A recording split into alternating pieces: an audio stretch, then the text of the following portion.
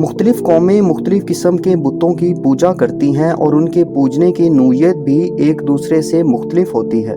हर एक का तर्ज इबादत जुदा होता है। इसी किस्म की कुछ चीज़ें सरजमीन अरब पर भी देखने को मिल रही हैं।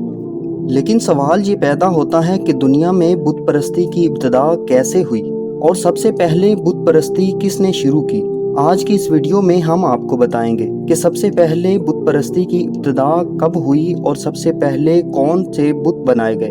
इसके साथ साथ सऊदी अरब में लात, मन्नात और इज़्ज़ा की पूजा के मुतल्लिक भी बात करेंगे। इसके अलावा बड़े बुतों लात, मन्नात और इज़्ज़ा के मुतल्लिक मुकम्मल तफसील आपको बयान करेंगे। वीडियो को आपने स्किप नहीं करना बल्कि आखिर तक हमारे साथ रहना है। नाजरीन, बुत परस्ती का आगाज़ कैसे हुआ इसके मुतल्लिक जानने से कबल ये जान लीजिए कि बुत परस्ती क्या होती है। बुत परस्ती में लोग किसी शख्स या शुबी की ज़ाहिरी शक्लो सूरत लकड़ी, धात, पत्थर या मिट्टी वगैरह से बनाकर उसे माबूद गर्दानते हैं और उसे अपना हाजत रवा, मुश्किल कुशा और खुदा समझते हैं। उसको राज़ी करने के लिए उसकी इबादत और परस्तिश करते हैं।